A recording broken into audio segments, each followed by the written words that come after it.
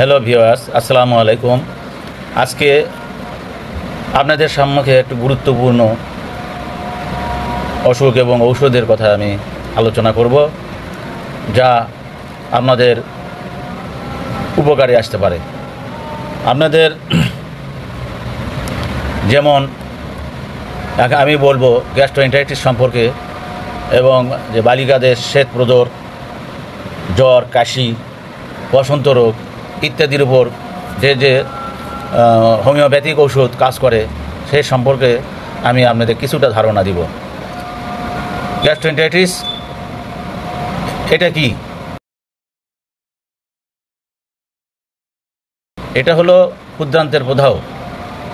মানুষের ইন্টারেস্টে দুইটা ইয়া থাকে, ক্ষুদ্রান্ত এবং বৃহদান্ত। এই ইন্টারেস্টিস হচ্ছে ক্ষুদ্রান্তের প্রদাহ। এটি সাধারণত রোগ জীবাণুর দ্বারা দূষিত খাবার ও পানীয়ের কারণে হয়, যেমন সেরেটিয়া, তবে অন্যান্য কারণেও থাকতে পারে, যেমন রেডিয়েশন থেরাপি, সেলিয়াক রোগের মতো অটিইমিউন অবস্থা। লক্ষণগুলির মধ্যে পেট ব্যথা, খিঁচুনি, বমিভাব, পানিশূন্যতা, জ্বর অন্তর্ভুক্ত থাকতে পারে। গ্যাস্ট্রোএন্টারাইটিসের সিস্টেমের গ্যাস্ট্রোএন্টারাইটিস, কোলাইটিস এবং এন্টারাকোলাইটিস সহ সম্পর্ক রোগগুলির মধ্যে পাকস্থলী ও বৃহদান্তের প্রদাহ অন্তর্ভুক্ত থাকতে পারে। এটা সাধারণত হতে পারে পান্তা ভাতের কিংবা চাউল ধোয়া জলের মতো পায়খানা, ডিম পচার মতো দুর্গন্ধ বাহ্য, রক্ত ও আমযুক্ত বাহ্য এত বিশ্রী দুর্গন্ধ যেন পেটের অভ্যন্তরে পদার্থসমূহ পচিয়া বাহির হইতেছে। ঘুমাইয়া অসারে বাহ্য, রোগী ভয়ানক গঙ্গায় ও ছটফট করে, থাকিয়া থাকিয়া চিৎকার করিয়া কাঁদিয়া ওঠে, কিন্তু তাহাতে পিপাসা থাকে না এবং তাহার ভেদ বমনের রং অন্য প্রকার। শিশু অনিস্থলের বিসূচিকায় রোগে উপকারী। শিশু যে বমি করে তাহার রং সবুজ বা কালো, প্রস্রাব ঘোলাটে কালো ও সবুজ রঙের। এটা শিশুদের ক্ষেত্রে গ্যাস্ট্রোএন্টারাইটিসের নামক পীড়ায় রোগী প্রায় মারাত্মক হয়। এই পীড়ার উক্ত লক্ষণসহ বমন, জ্বর, বিকার, ছটফটানি ইত্যাদি থাকলে তাকে হোমিওপ্যাথিক ওষুধ অ্যাসিড কার্বলিক নিম্ন শক্তি খাওয়াতে হবে, যেমন 3, 6, 30 3 দিনে 2 ঘন্টা পর দিতে পারেন। 30 দিনে 4 বার 5 বার দিতে পারেন। এইভাবে খাওয়ারে কিছুদিনের মধ্যে শিশু বা রোগী, বয়স্ক হোক, বৃদ্ধ হোক, যুবক হোক, শিশু হোক, আরোগ্য লাভ করবে। এছাড়া ছোট ছোট বালিকাদের শ্বেতপ্রদরের ঔষধ ক্যানাবিস স্যাটাই বা ক্যালাডিয়াম। যদি দুর্গন্ধ থাকে তাহলে দিবেন অ্যাসিড কার্বলিক। এবং জ্বরের ক্ষেত্রে ম্যালেরিয়া জ্বর, সবিরাম জ্বর, পীড়াযুক্ত ঘুসঘুসে জ্বর ইত্যাদি সকল প্রকার জ্বরে এই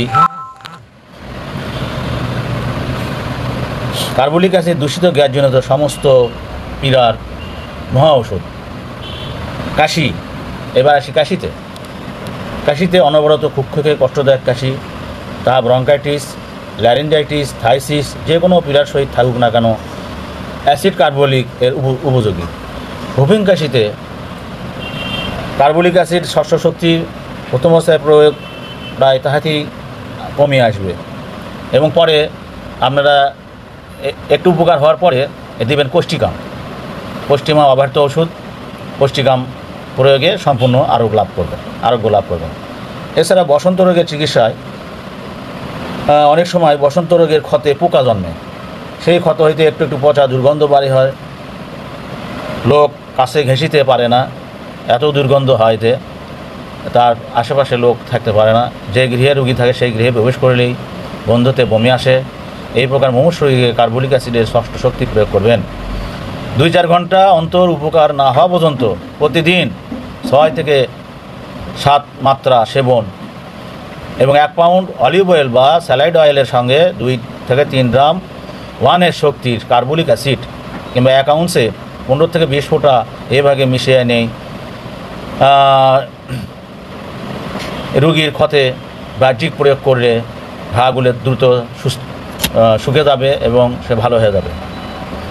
এর সঙ্গে লক্ষণ এবং রোগীর অবস্থা অনুসারে আপনারা প্রয়োগ করতে পারেন আর্সেনিক, ক্রিওজোট, দুর্গন্ধময় রসযুক্ত ক্ষতে মার্কসল, সালফার।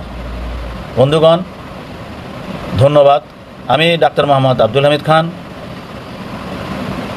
বগুড়া খান্দার বাজার পূর্ব পাশে আবহাওয়া অফিসের গেটের সম্মুখে Khan homeo hall, doctor Abdul Hamid Khan. আসসালামু আলাইকুম।